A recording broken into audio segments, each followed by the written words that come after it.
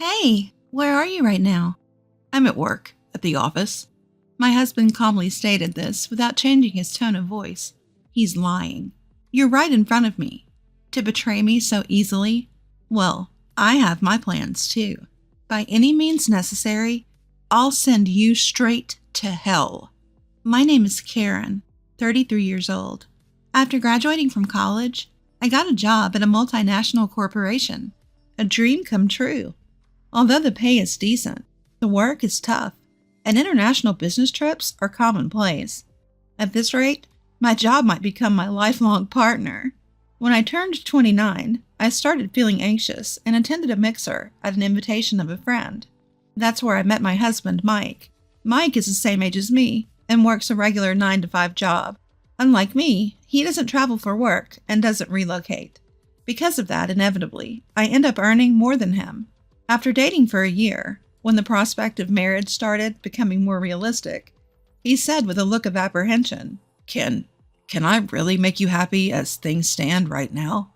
Why would you think that? Because I earn less, right? It's kind of, I don't mind it at all. I'm with you because I love you, Mike. I feel the same way, but are you really okay with me? With a look of uncertainty on his face, Mike looked at me. Even his doubtful expression seemed endearing to me. I looked directly into his eyes and expressed my true feelings. I want you, Mike. It's you I love, not anyone else. Karen, thank you. I want to be with you too. A month later, he officially proposed to me. That fall, we had a beautiful chapel wedding and were blessed by many friends and family. Despite my hectic work schedule, I felt incredibly happy enough to forget all the hardship. Almost 2 years have passed since then. Without any issues, we have been leading a peaceful married life. Considering our age, it's about time we start thinking about having children. That's what I was starting to think one day. When I got home from work, Mike, who should have been home before me, was nowhere to be found. Mike? I peeked into the other rooms, but he was not there. When I checked the front door, I noticed his shoes were missing. I checked my phone, but there were no messages or missed calls. What could have happened? He always comes home before me. If something had happened, he would have messaged me, right? Did something happen to Mike? With a sinking feeling, I quickly dialed his number. Hoping for the best, I held the phone to my ear, and on the third ring, I heard his carefree voice say, Hello? Mike? Are you okay? Okay. What happened? Well, I just got home from work, and you weren't here. There were no messages, so I was worried. Are you okay? Sorry, I have to work overtime today. Overtime? You've never done that before, have you? When I asked curiously, Mike mumbled, well. After a brief silence, he answered in a rush. The truth is, I've been given a big project. Apparently, if the results are good, I might even get promoted. That's why I need to work overtime, even if it's hard. Promotion? That's great.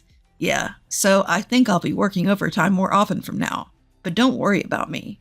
See ya. Wait a minute, Mike. But he hung up the phone without responding.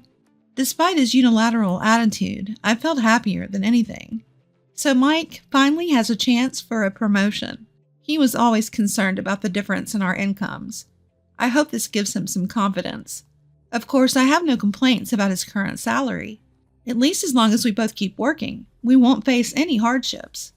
However, if his income increases, it would bring even more comfort to our lives, especially considering the possibility of children in the future. A promotion for him would be more than welcome. Since that day, he stopped coming home at the usual time.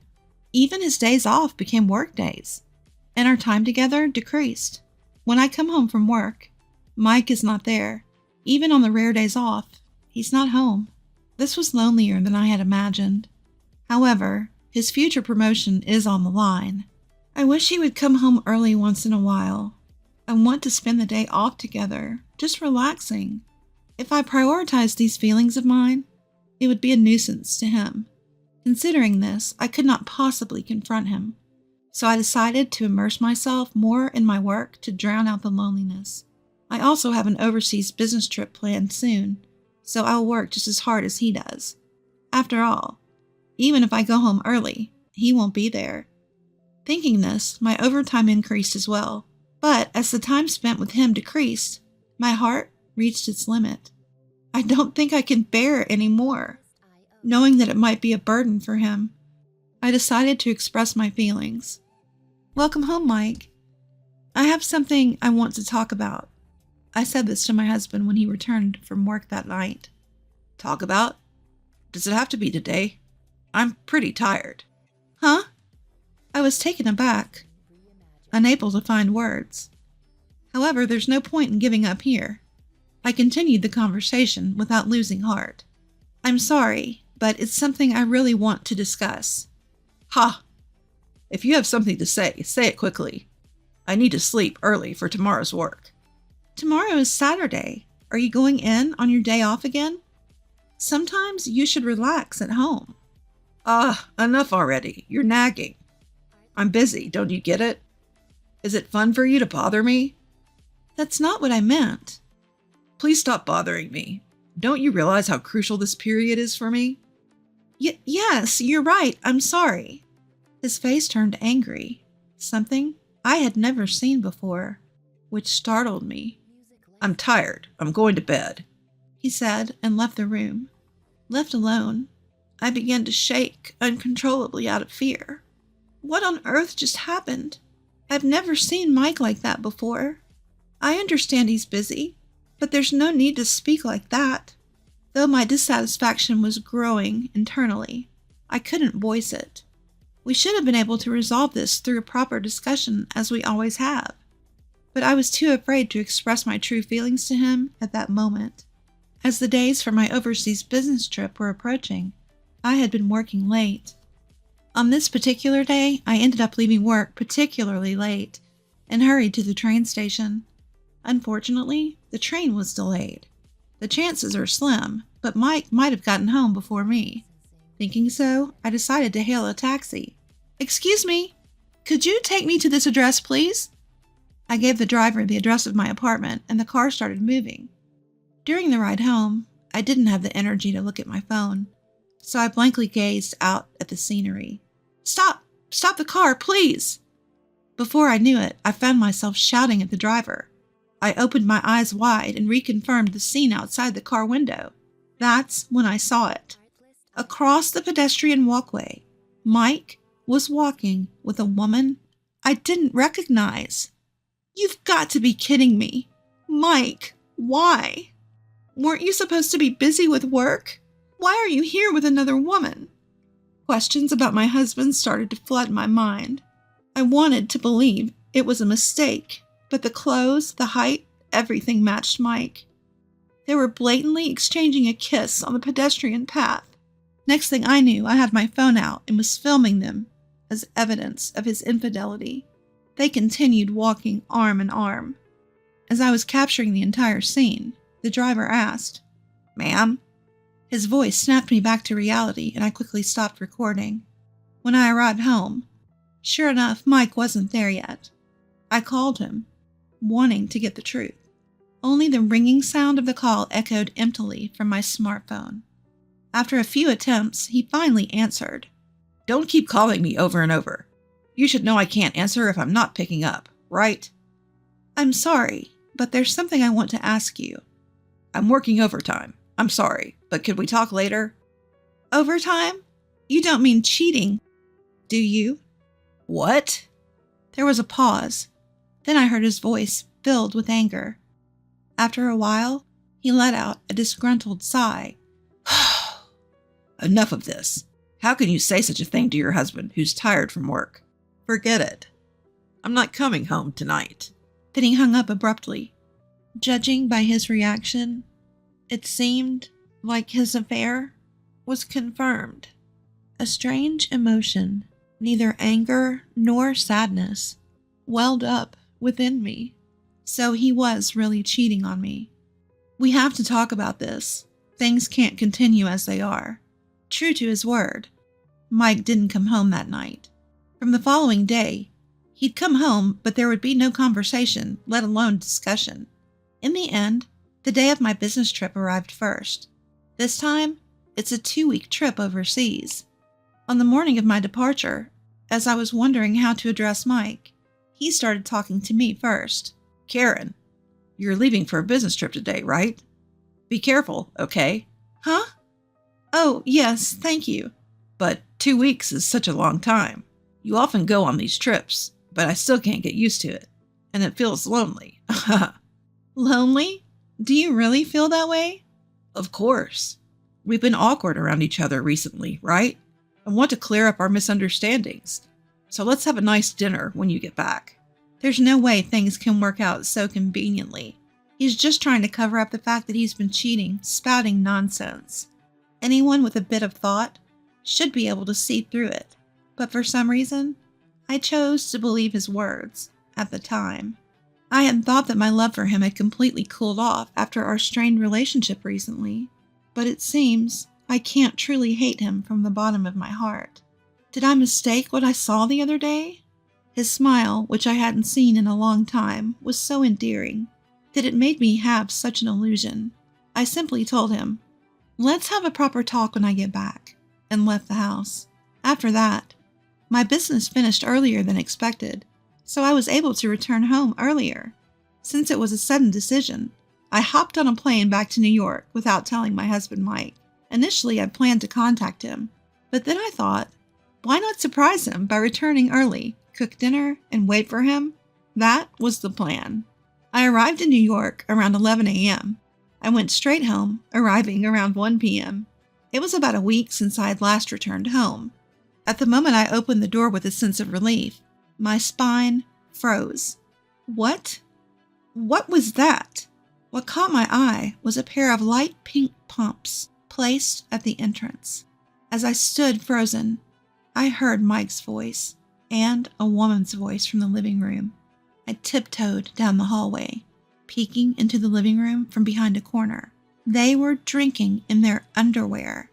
The woman was the one I had seen that day. With a sweet voice, the woman started to speak. "Hey, Mike. Are you really okay with inviting me over? Isn't it dangerous if your wife finds out?"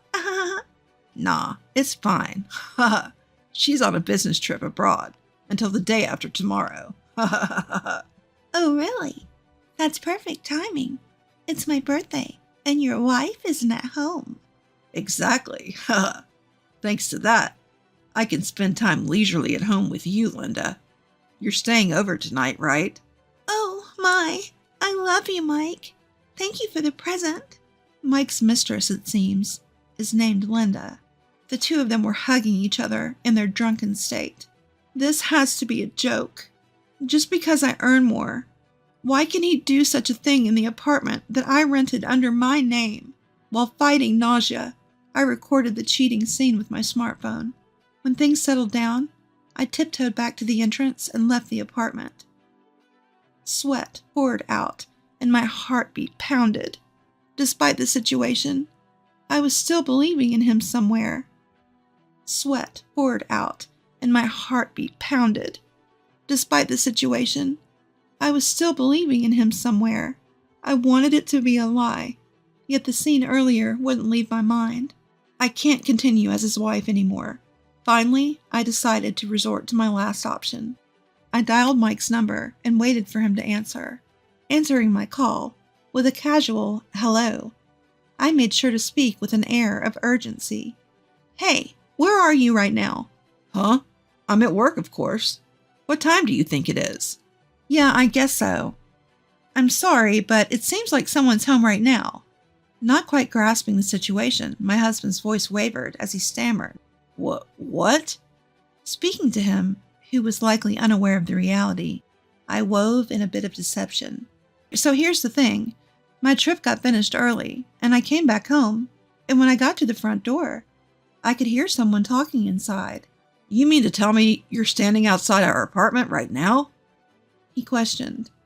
"Yes, that's right, Mike. What should I do? Should I go inside to check?" I thought I'd lay a trap for him, seeing if he was in the middle of cheating at home. Depending on his response, I hoped we could have a proper discussion and resolve things amicably. However, my expectations were dashed to the ground. In a loud voice, my husband blurted out, Could it be a burglar? Get out of there now. Leave that place immediately. In that moment, any lingering feelings I had for him vanished. So this is how easily you betray me. Rather than admitting or apologizing for the affair, he chose to continue hiding it in such a pathetic way. For now, just get to somewhere safe, he insisted before abruptly hanging up. Moments later, I called the police. Hello? Is this the police? I think there's a burglar in my house. I can hear unfamiliar voices. Yes, thank you. As I ended the call and stood waiting, 2 police officers arrived a few minutes later. I repeated the circumstances to them, and we proceeded to my apartment together. When one of the officers rang the doorbell, my husband emerged from the entrance with his eyes wide open. Well, why are the police here? Are you the resident of this house? Asked one of the officers. Yes, I am. We received a report from your wife that there might be a burglar here. A burglar? No, there's no one here. As he said this, I stepped out from behind the door. Upon seeing me, my husband muttered, Why are you here? His eyes darting around nervously. I apologized to the officers, saying it must have been a mistake, and sent them on their way. Glancing around inside, I saw no sign of his mistress. I guess he must have rushed her out when I called earlier. Did he still believe I was unaware of the affair? He brazenly accused me. Why did you call the police? That's so bothersome. Well, it was you, Mike, who said there was a burglar. Besides, weren't you supposed to be at work? Why are you home? Never mind, just look at this. I pulled out my phone and presented him with a video of him and his face drained of color as he watched. This is not what it looks like, Karen. This is... You're not seriously going to make excuses now, are you? A sweat trickled down his forehead. He seemed desperate to say something, yet no apology came forth. Having had enough, I coldly declared, Oh, just drop it. It's painfully clear that you're a jerk who can't even apologize in such a situation. Hey, how does it feel to lie, cheat, and then get caught? Surely you didn't think it won't happen to me, right? Well, wait, Karen. I get it. I'll apologize. Huh? Your apologies mean nothing to me now. In fact, they're worth less than nothing. Even if you apologize, I will never forgive you. I'll sue you for emotional distress, and that woman too. I hope you both rot in hell, you jerks. Fueled by anger, I drove Mike out of the house and locked the front door. He made a ruckus outside for a while, but when I continued to ignore him, he eventually left. Later, I got a call from my in-laws telling me that Mike had returned, saying he had nowhere to go. When I explained the situation to them, they were furious and had Mike write and mail the divorce papers for me. Thanks to that, my divorce was finalized without a hitch. The day after, I told my in-laws that the papers had been accepted. They kicked Mike out and apparently cut ties with him. I claimed emotional distress from Mike and the woman he cheated with through my lawyer, insisting on a lump sum payment. The other woman turned out to be Linda, a receptionist at the same company as him. Their affair was quickly made public within the company. Unable to bear it, Linda abruptly left the company. As for Mike, he's enduring the piercing gazes of his colleagues and somehow managing to get through his work. I later found out that his promotion was all a lie, just a tactic to hide his affair. I feel so foolish for being deceived by such a man, but at least I was able to make the decision to divorce. From now on, I intend to devote even more energy to my work and aim for higher positions. I'm determined to prove that marriage isn't the only path to happiness, and I'm ready to do it on my own terms.